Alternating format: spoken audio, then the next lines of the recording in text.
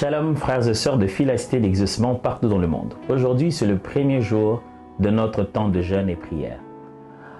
Mon âme a soif de toi. Comme une biche soupire après des courants d'eau, ainsi mon âme soupire après toi. Mon âme a soif de toi. En ce premier jour, nous allons prier dans ce sujet, celui de reconnaître notre soif. Ce psaume 42 que je viens de vous citer n'est pas un psaume de David, c'est un psaume des fils de Corée.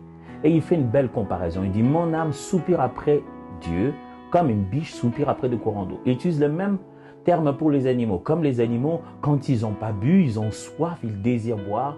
Ainsi, mon âme soupire après Dieu, mon âme. Quand il dit âme, il ne dit pas à la pensée de corps, âme, esprit. Il utilise un verbe, un mot plutôt hébreu, nefesh, qui veut dire l'être tout entier. Le soupir de l'être, le désir, ce qui fait l'être humain un être animé. Tout en moi soupire après le Dieu de la Bible. J'ai une question pour vous. Qu'est-ce qui vous a fait sécher? Qu'est-ce qui vous a donné tellement de soif de ce que vous ne vous rendez pas compte que vous avez besoin?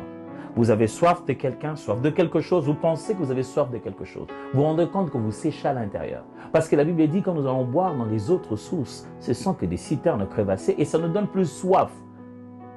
Soif de qui? Soif de quoi? Vous n'avez pas besoin de plus d'argent, plus. Ce que vous pensez avoir plus, ce n'est peut-être pas de ça dont vous avez besoin. J'aimerais vous pousser à une réflexion profonde. Dites-vous, qu'est-ce qui a séché ma soif? Qu'est-ce qui a séché ma soif de Dieu? Qu'est-ce qui m'a séché de l'intérieur? L'écran de mon téléphone?